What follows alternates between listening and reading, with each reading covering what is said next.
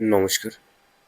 আজকে আমাদের আলোচ্য বিষয়বস্তু হলো ঈশ্বরের পাঠানো মানুষকে আপনি চিনবেন কিভাবে? সেই ৯টি গভীর লক্ষণ নিয়ে আজকে আমরা আলোচনা করব।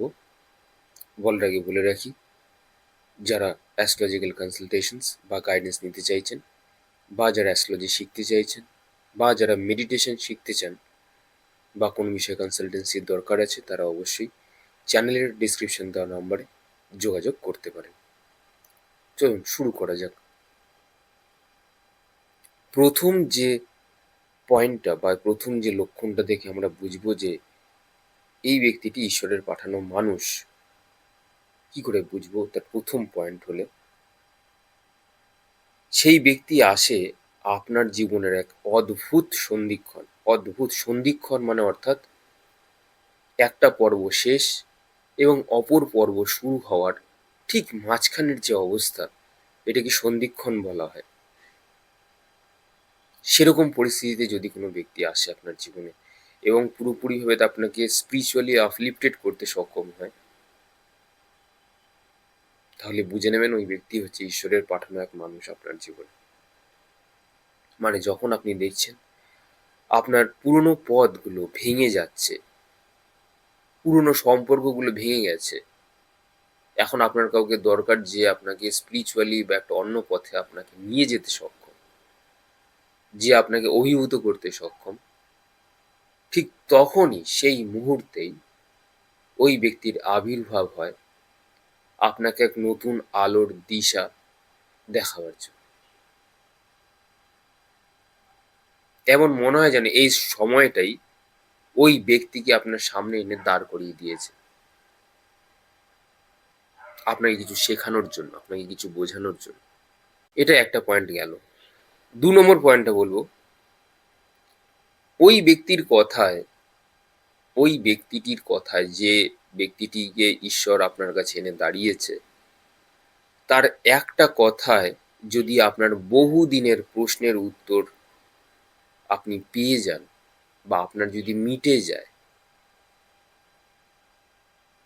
তাহলে বুঝবেন ওই ব্যক্তিকে ঈশ্বর এসে নিজে হাতে আপনাকে দিয়ে গেছেন। মানে আপনি যে বিষয় নিয়ে ভেতরে ভেতরে এতদিন ধরে ভাবছিলেন, সে হয়তো না জেনেই ঠিক ওই কথাটাই আপনাকে বলে দিয়ে চলে যায় বা উত্তর দিয়ে চলে যায়। তাহলেও আপনি বুঝবেন যে ওই ব্যক্তিকে ঈশ্বর দ্বারা চিহ্নিত কোনো মানুষ আপনার জন্য পাঠানো হয়েছে, আপনাকে সাহায্য করবার জন্য। পরের পয়েন্ট, ৩ নম্বর পয়েন্ট বলবো, সেই ব্যক্তি যদি আপনার অন্ধকার দিকটাকে দেখিয়ে আপনার জীবনের আলোয় যদি আপনাকে ঘুরিয়ে দিতে পারে, অর্থাৎ আপনার জীবনে প্রচুর অন্ধকার ছিল, মানে প্রচুর নেগেটিভিটি ছিল, আপনার অনেক সমস্যা ছিল, কিন্তু আপনাকে যদি একটা কোনো আলোর দিশা আপনাকে দিয়ে দিতে সক্ষম হয়, আপনার ভুলকে যদি প্রশ্রয় না দিয়ে আপনার দুর্বলতাকে মুখোমুখি করিয়ে আপনাকে বসিয়ে দেয় তার সামনে, এবং সেখান থেকে আপনি কীভাবে উদ্ধার পাবেন বা রক্ষা পাবেন সেটিও যদি আপনাকে বলে দেয়, তাহলে বুঝবেন এটিই সেই ব্যক্তি যাকে ঈশ্বর আপনাকে দিয়েছেন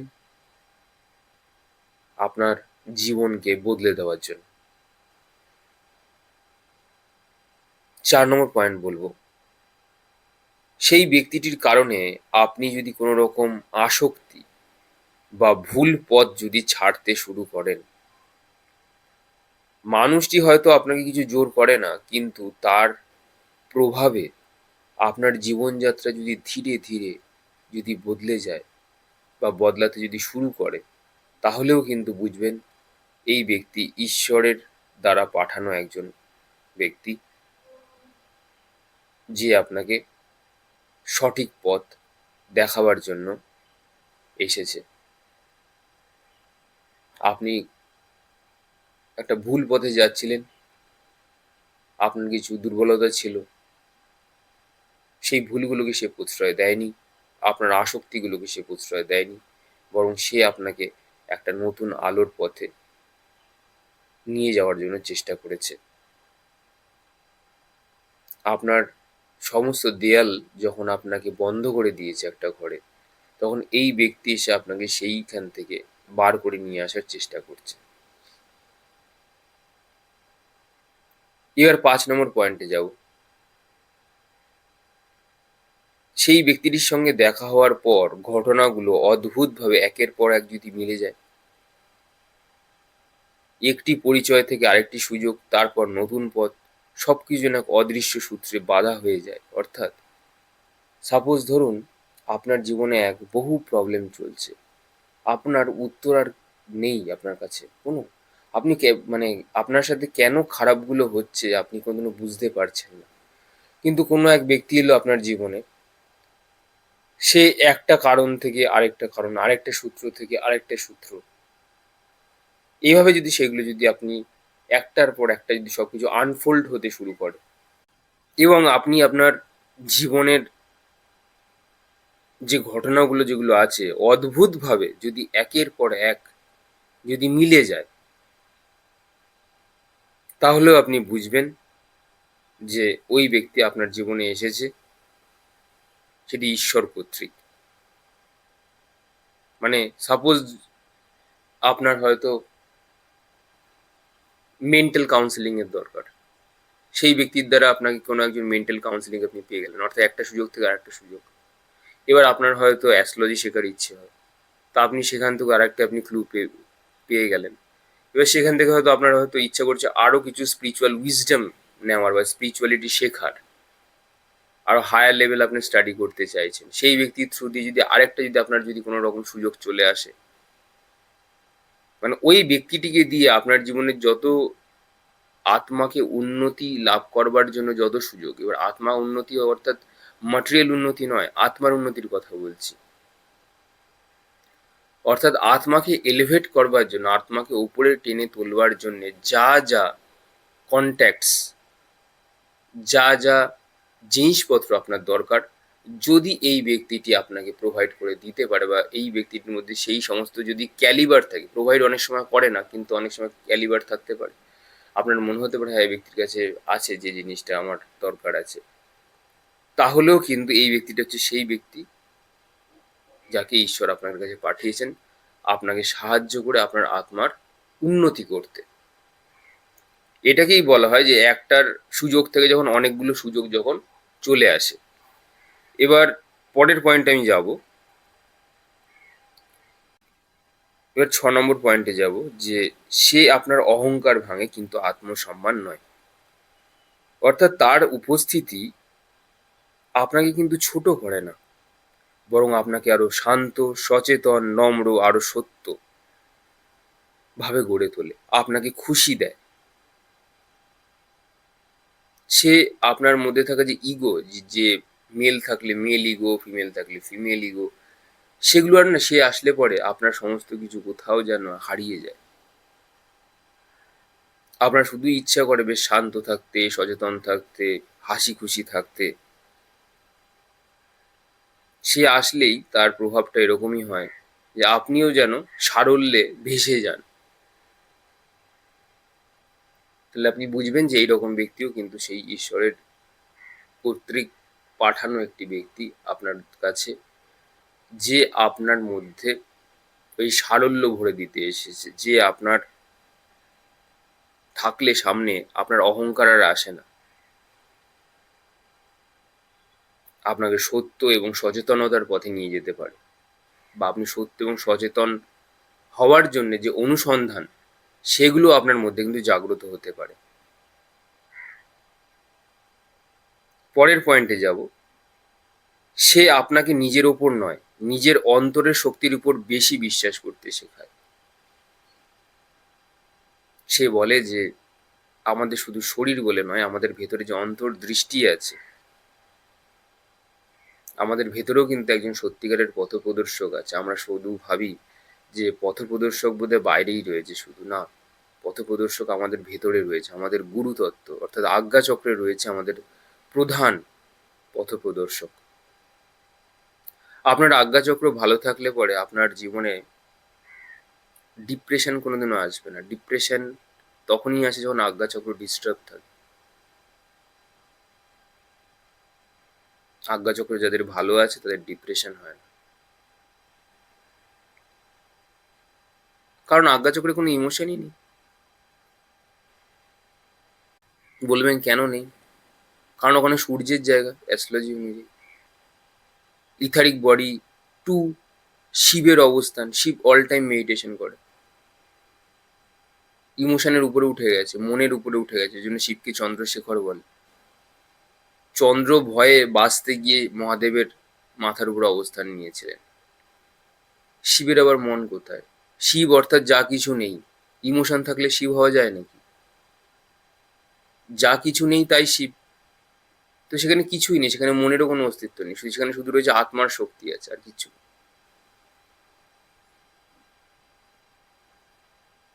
তো বুঝতে পারছেন, যে ব্যক্তি আপনাকে নিজের উপরে বিশ্বাস করা শেখায়, সেই ব্যক্তি আপনাকে আপনার ভিতরের যে শক্তি আছে তার সাথে পরিচয় করায়। এরকম ব্যক্তি হচ্ছে সেই ব্যক্তি যাকে ঈশ্বর পাঠিয়েছেন আপনার জীবনে নতুন কিছু শেখার জন্য, নতুন কিছু করার জন্য। পরের পয়েন্ট বলবো, কোনোদিনও যদি এইরকম ব্যক্তি আপনার জীবনে এসে চলে যায়, সেই মানুষটি দূরে চলে গেলেও তার দেওয়া শিক্ষা, একটা বাক্য, একটা ঘটনা আপনার দিকে নতুন মোড় ঘুরিয়ে দিয়ে যায়, এবং তার প্রভাব, সেই ব্যক্তি চলে গেলেও সেই ব্যক্তির প্রভাব আপনার জীবনে সারা জীবন থেকে যায়। আপনি কোনোদিনও সেই ব্যক্তিকে আর কোনোদিনও ভুলতে পারবেন না। আপনার যখনই কোনো না কোনো কথা আসবে, তখন আপনার মানুষকে না বললেও আপনি নিজে খুব ভালোভাবেই জানবেন যে এই ব্যক্তিকে আমি কোনোদিনই হয়তো ভুলতে পারবো না। তার প্রতি কটা কথা, বাক্য, শিক্ষা, সংস্কৃতি সব আপনার মধ্যে গেঁথে দিয়ে যায়। আপনাকে আমূল পরিবর্তন করে দিয়ে সেই ব্যক্তি কিন্তু আবার নিজের রাজ্যে, নিজের দেশে পাড়ি দেয়। ওই যে বলেছিলাম, সব কিছুর একটা এক্সপায়ারি ডেট আছে। সে ব্যক্তি এসেছিল আপনার সাথে কিছুটা সময় কাটিয়ে আপনাকে একটা নতুন পথের দিশা দিয়ে, আপনার ভিতরের যে সংস্কার আছে সেটাকে পরিবর্তন করে এক আধ্যাত্মিকতার নতুন দিশা দিতে। তাদের কাজ মিটলে তারা আবার চলে যায়। তখন শুধু যেটা মনে থাকে তাদের সাথে কাটানো স্মৃতিগুলো, এছাড়া আর কিছু সেগুলোর অস্তিত্ব থাকে না। আপনাকে অনেক শিক্ষাও দিয়ে যায়, আপনাকে অনেক জ্ঞান, গুপ্ত জ্ঞান, এগুলোর কথাও কিন্তু যাওয়ার আগে বলে দিয়ে যায়। পরের পয়েন্ট বলবো, তার আগমনের পর আপনিও ঈশ্বরের দিকে আরো এগিয়ে যান। আপনার মধ্যে অহংকার কমে যায়, কৃতজ্ঞতা বাড়ে, সত্যের প্রতি আকর্ষণ তৈরি হয়। এটাই সবচেয়ে বড় লক্ষণ। এই ব্যক্তি আপনার জীবনে আসার পরে এই বিশেষ পরিবর্তনগুলো হয়। আপনার মধ্যে গ্র্যাটিটিউড বেড়ে যায়। এই যে আপনি ধরুন আগে এই যে আপনি বেঁচে আছেন সেটার জন্য কৃতজ্ঞতা বোধ কম ছিল, তো সেই কৃতজ্ঞতা বোধ দিয়ে যায় আপনাকে যে কোনো কিছুই আপনার জন্য নয়, এই জগৎ সংসার তার নিয়মে চলছে, আপনি এবং আমি শুধুমাত্র তার অংশ মাত্র। ঈশ্বর যেরকম চাইছেন সেরকম করাচ্ছেন। এই শিক্ষাকে আপনার অন্তর্নিহিত মনের মধ্যে যখন গেঁথে দিয়ে যখন যায়, সেটা আপনি আর কোনোদিনও ভুলতে পারবেন না। পরে আপনি যখন আস্তে আস্তে যখন ঈশ্বরমুখী হয়ে যান, আপনার সারেন্ডার যখন বেড়ে যায়, তখন এই রকম ব্যক্তিরও প্রয়োজন কিন্তু ফুরিয়ে যায়। তখন এই ব্যক্তিও আস্তে আস্তে আপনার জীবন থেকে কিন্তু চলে যাবে। সে এসেই ছিল আপনাকে কিছু শেখাতে, আপনার খুব অন্ধকার পরিস্থিতিতে আপনি যখন পুরোপুরি বিক্ষিপ্ত, সেই সময় আপনাকে সাপোর্ট দিতে, আপনাকে এক নতুনভাবে বাঁচার আলো দিতে এসেছিল। যখন হয়ে যায় তখন সেই ব্যক্তিটিও হারিয়ে যায়। ধন্যবাদ। আশা করি ভালো লেগেছে। কালকে আবার আমরা আসবো।